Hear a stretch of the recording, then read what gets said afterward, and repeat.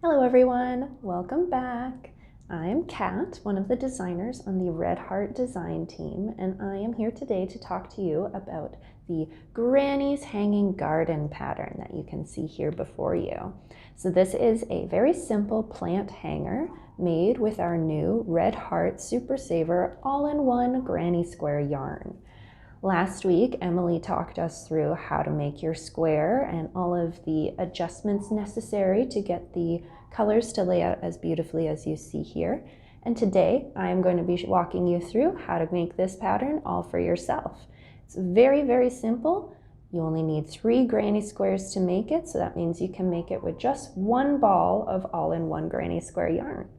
So let's get started. Before we begin, there's a few other materials that you are going to need. You'll need 1 ball of any shade of all-in-one granny square yarn. Today I am going to be using pink punch. You will also need a pair of scissors, a yarn needle, 1 piece of cardboard that is at 5 inches wide, and of course your crochet hook. Today I'll be using a 5mm crochet hook. As I mentioned previously, we are going to need 3 granny squares to create this project. I've already gone ahead and made the granny squares that I need, but if you need some helpful hints, check back to Emily's video from last week where she walks you through every step that you need to make your squares. So once you have your 3 squares made, all we have to do is join them together. Now, it's a very simple method in which to join these together. It's called a flat slip stitch join. I've already joined 2 of my squares together to just give you an idea of what that will look like. So you can see that lovely stitch detail right through the center of those squares, bringing them together. And you will notice that on these 2 joined squares, we have a long thread of chains off the top and a shorter thread of chains off the bottom. I'm going to walk you through that right now. We're just going to set these off to the side for a moment. So now that we've made our squares, we're just going to be taking yarn directly from the ball and working the colors as they go. So we're not worried about these colors lining up because right now we're done making squares. So you can see where I have already gone through the first color, the lavender shade here. That's the center of our square to make our first hanging strap. And it's already started transitioning into that second shade, which is this lovely bright raspberry color. So as we begin to do our next join, it's starting with our raspberry shade. So first you want to get your hook set up with your slip knot on your hook. And you do want to leave a bit of a tail here. We're going to be using that later to secure our straps together. So first you're going to start by chaining 48 chains. So very simple, yarn over, pull through. That's 1 chain made. We're going to do that 48 times.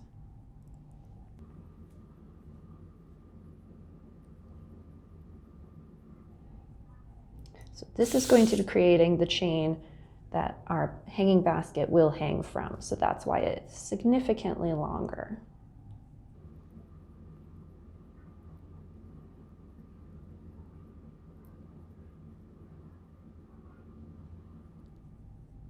All right, so that is our chain of 48. Pretty straightforward so far. Now we are going to be working our flat slip stitch seam. This is one of my favorite ways to join motifs together because you don't have to sew anything. It's just more crochet. Just crochet it all together. I find when you've already been making crochet motifs all day, all night, however long, it just makes sense to stay in the groove and keep crocheting instead of having to get your yarn needle all set up. So we're going to take our existing 2 motifs that are already attached and our new motif, and we're going to stitch them up together. You want to make sure once you've got one of them, you want to make sure that these long tails of chains are on the same side. We want those all to be at the top when we're done. So starting with our motifs laid flat on the table, I'm going to bring those over a little closer for you to see here.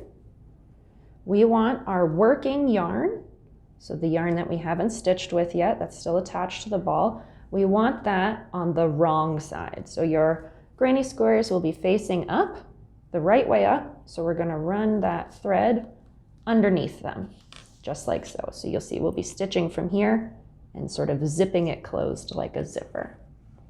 So let's bring it in a little bit closer so you can see exactly what I'm going to be doing here. So as you can see, we've got our chain 3 spaces in the corner, our clusters of double crochets, and then our chain 1 spaces between these clusters. And they're the same on both squares. So you know that there's the exact same number of stitches one side to the other. So all we're going to be doing is pairing them up. So to start, you're going to take your hook. You're going to find the middle of your chain 3, so the center chain of that chain 3 on one of your motifs. And you're going to insert your hook just through the back loop only, coming down from the top. So it's just the loop that's closest to the other motif. And we're going to do the same thing on the second motif. So working through the same center chain, insert your hook, back loop only. Now, this is why we've got our working yarn on the wrong side. I'm going to just split these guys apart so you can see a little bit closer what I'm doing. So you can see my hook popping through the bottom there. We're going to yarn over from the wrong side and pull through both of the loops on both of the motifs, as well as the loop on your hook. Now, when working this, you want to make sure that you're not pulling these stitches too tight. Slip stitches do have a tendency to pull a little bit tighter than other stitches. So make sure you're working with a good loose tension right now. You may find that working the slip stitches in a 5.5 millimeter hook will help you achieve this just by being a slightly larger hook. So we are going to repeat those steps, working in every stitch all the way across. So now we're going into our next chain of our chain 3 on both sides. Sometimes the start can be a little bit fiddly, so just take your time and really make sure that you're getting the same stitch lined up on both sides. And then you just pull through all 3 loops on hook. You can start to see that chain V shape happening running across those motifs. So I'm going to continue working into the next stitch, which is our first double crochet of the row, and grabbing that back loop like so on both sides, and yarn over and pull through all the loops on the hook. Now, one of the benefits of this project being so small is that you can just continue using this yarn to do all of your joins and the straps to hang and support the plant hanger. Or you'll notice that the outer color of this motif is a soft white.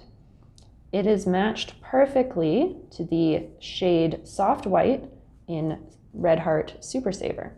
So if you would prefer for your seams to be invisible, you can grab yourself a ball of Super Saver in the matching shade and work these stitches with that. And that way it will just blend into that final round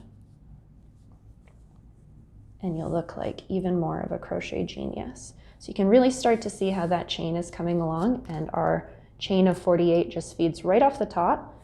This method is also really great for adding the hanging chains because they aren't just stitched on after the fact, they are fully part and parcel of the whole piece. So it provides a lot more stability. You're not worried about those ever tearing off or ripping because it runs all the way through. And you'll see when we get to the end here, it also runs across the bottom of the plant hanger. So the hanging strap then becomes the support strap for whatever potted plant you put inside. So you can see we're just zipping up I do often think of this stitch as kind of like a zipper, where you're really just feeding all of the stitches so that they meet each other right through the middle. And it kind of looks like a zipper too when you're done. I really like how working straight from the ball, you get a lot of fun random color placement. So these straps will always turn out a little bit differently. And the benefit is as well, because we're only using 3 squares and a full ball of all-in-one granny square can get you up 14 squares, you could make this for all of your friends too. Or you could make a whole hanging garden in your house to hang all of your various plant friends. And it could be a colorful masterpiece of granny squares. Because who doesn't want granny squares decorating every surface of their house? I know I do.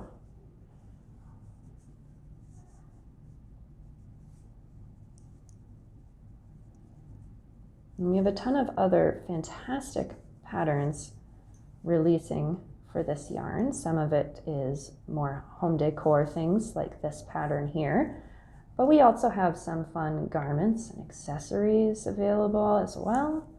So you can really see all of the ways that granny squares can be used quite creatively. And we are going to have some more videos coming out in the near future where Emily and I will discuss a few more of our launch patterns for this wonderful product and go into a little bit of detail about how you too can make your own. So we're coming on to the end of our join here. We're just going to be working into 2 of these 3 chains, similar to how we did at the beginning. So we've got our last 2 joined here. So let's just bring this back out again so you can really see the full effect. There we go. So we've got our chain of 48, similar to this side, chain of 48. We've got our 2 motifs joined right up the middle. And now we're going to have an additional chain of just 10 chains running off the bottom. And you can see here I've left an extra long tail, and we're going to be doing the same thing on this one here. So we're just going to count it out. 10 chains and then a long tail. 1, 2, 3, 4, 5, 6, 7, 8, 9, and 10. You can see here we've just gotten into our next color, this minty teal color. So now we are going to fasten off, just pull a long tail here, and we're going to snip, and there we are. So our 3 motifs are joined together now, but we just have to do one more seam to bring these outer 2 together. So in this case, I'm going to flip us over, and we're going to fold these 2 together. So again, our right sides are facing up, and the wrong sides are now facing each other on the inside of our tube. And we're going to do that all over again. Alrighty, so I've gone ahead and I've made up our chain 48. I'm sure you guys know how to do that, so I don't need to show you that part again, but we are going to just show our flat slip stitch seaming one more time for you here. So we want our working yarn to the wrong side, so that's going to end up in the center of our tube right now. We've got our chains lined up on our hook, and again, you want to start with the middle of the chain 3, so the second chain of our chain 3. Insert your hook into the back loop only, and then repeat on the second motif, again back loop only in the same center chain as the first one. And you're going to yarn over and pull through all 3 loops on the hook, and then repeat that process in every stitch, going all the way across to the other side. Just like so. I'm going to get through that back loop on both sides. This creates a nice sort of edge with the front loop that frames our slip stitches quite nicely. Creates a very clean effect. Now, something else that you can do if you don't want this V texture on the outside of your work, you can flat slip stitch on the wrong side so that this V would be on the inside of your work. And then what you would see would look more like this. Just a straight line going all the way up where you're looking at the back of those slip stitches. And again, if you do that in a corresponding shade of Red Heart Super Saver, in this case it would be soft white, that would be practically invisible to anybody who doesn't know what they're looking for.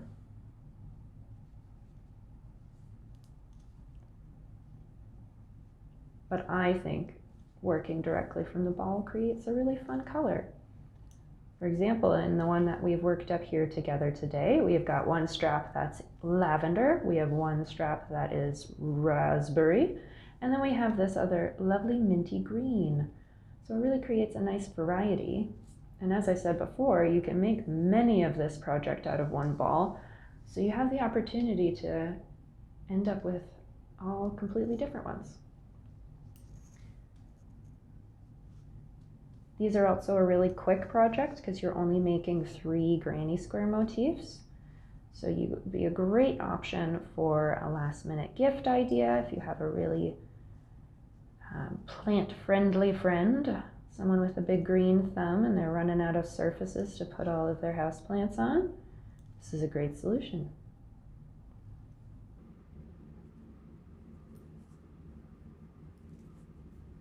So you can see with my left hand is still supporting this yarn on the wrong side just so that my hook can find it a little bit easier, but I'm not tensioning it in the way that I would for working regular stitches. I'm just sort of holding on to it so that I know where to find it on the wrong side of our work. If you pull your slip stitches a little too tight, what will happen is the granny squares will start to buckle or tug in and create a bit of a ripple effect. They won't lay as nice and flat as we want them to. So that's why I'm just reminding about not having your tension too tight. This will be plenty secure even if your slip stitches are not super tight.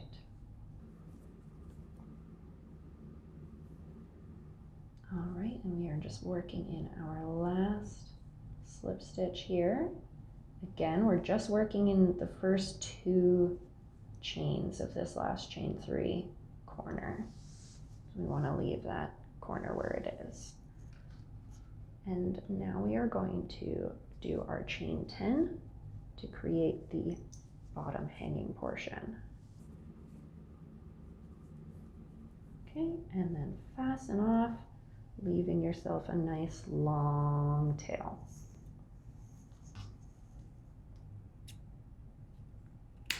Fabulous. Now, to bring all of our pieces together, right now we've got ourselves our tube, but we've got no support for our plant at the moment. So turn your work around so that all of your short chain 10s are facing you at the bottom. And we're going to bring our long tails together, and this is why I told you to leave a long tail. It's going to be significantly easier to tie these together if you have more yarn to work with than just our little short chain 10s here. So you want to bring all of these tails to meet in the center. Laying flat on the table, you might find it a little difficult, but it's okay if some of them bend and some of them pull. Once it's puffed out in 3D with your plant pot inside of it, it's going to be all good. So we're going to tie off these 3 strands together, just using a very simple knot here. You want to get that knot up nice and close to the end of your chains. So if it takes a little fiddling with it, just take your time. You want to make sure that's nice and tight so that your plant isn't sticking out the bottom of your hanger too far.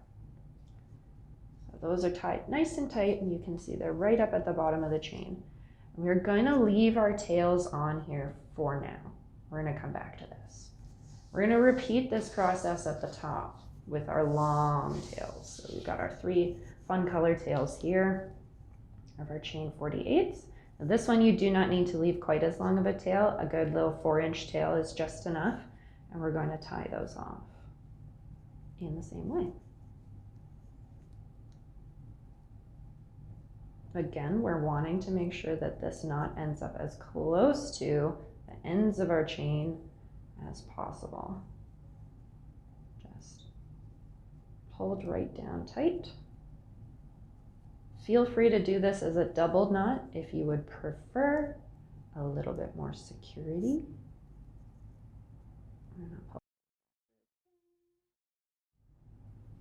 What I find helps is if you wrap your chains around a little bit first to grab your ends. If they're getting a little too short, you can always shuffle that knot right back up to the top. It does not have to stay around there. There we go.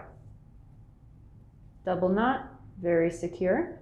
You can now take your yarn needle and weave these short tails into the chains themselves so you don't have loose stringies. So I'm going to do that and I'll be right back. Alrighty, so we're back. I've got my ends woven in and you can see we just end here with a lovely knot, and that is going to be nice and secure to support our hanging basket. Now coming back to the bottom here, we've got these little chains and we've got this long tail, and it's not the best look for a finished piece. So what I think always adds a nice touch is a tassel. So these long tails we are going to be using in a moment to tie a tassel onto the bottom of our plant hanger. But first we need to make our tassel. So you'll remember earlier I told you that we are going to need a piece of cardboard 5 inches wide. So we are going to be using this cardboard to wrap some yarn around about 30 times around. And then once we've done that, that's what we're going to use to make our tassel. So you just want to start by laying your thread over, or your yarn over like this, so that the tail of your yarn ends at the bottom of the cardboard. And we're going to just hold that in place and wrap that around. So that's 1 wrap, 2, I'm going to do this 30 times.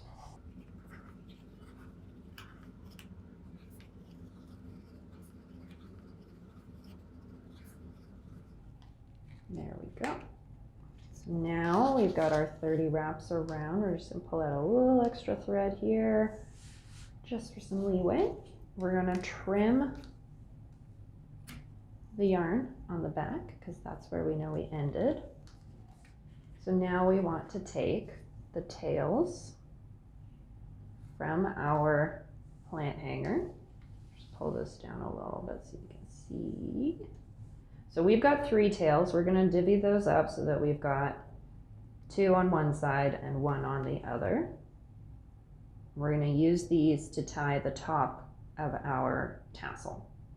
So you can feed them both through in opposite directions while your wraps are still on your cardboard. This will make it a little easier to get underneath. If you find it difficult to feed the yarn through, you can also use your yarn needle. Just thread your tail in that and use the yarn needle to guide it underneath. So we're going to pull that nice and snug up to where it meets our hanging basket. I'm going to bring these back around to the top and tie a very secure, tight knot around all of these loops. Really as tight as possible is best. And again, we're going to want to double knot that. Keep it very secure. You can even triple knot it if you want to. But now we are done with those tails here. We can just gently slide the cardboard out. Okay, there we go. We've got the start of a tassel here, my friends.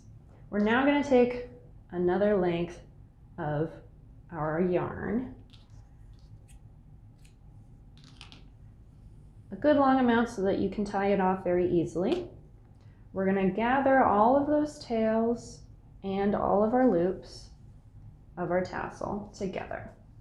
And about an inch down from where we've tied them off at the top, that is where we're going to take this new thread around. We're going to wrap it around tightly once or twice to create a sort of bobble at the top of our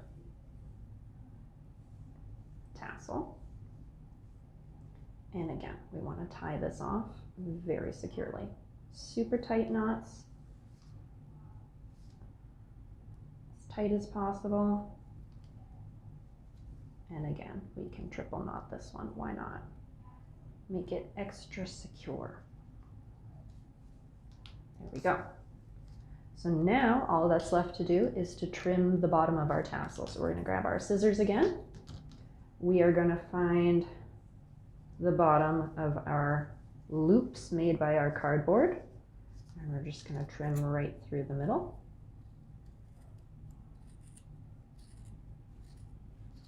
You can take this in a couple passes if you need to. And then all that's left is to just trim up our ends so that they're nice and even. So we've got our tails in here still, we've got the yarn we just used to tie off our tassel. All of that is fine to stay within our tassel, because you can see here we've got every color of our granny square represented now.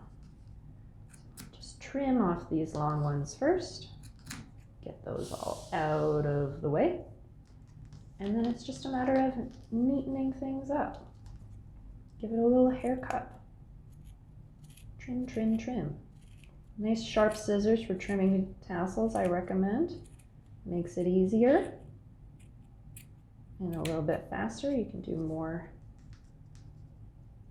threads at once. But yeah, once you've got your tassel all trimmed up and all of those little fluffs out of the way, you've got yourself your own Granny's Hanging Garden in lovely, fun colors. So we'll show you the original one again here. This is in a colorway called Citrus Twist. These lovely bright oranges and pinks together, very grapefruit vibes. And it creates a lovely bright tassel here. And we've got our pink punch that we've made together today. So thank you so much for joining me. Please be sure to check back next week where we'll be talking through another of our fantastic all-in-one granny square projects. Thanks. Bye-bye.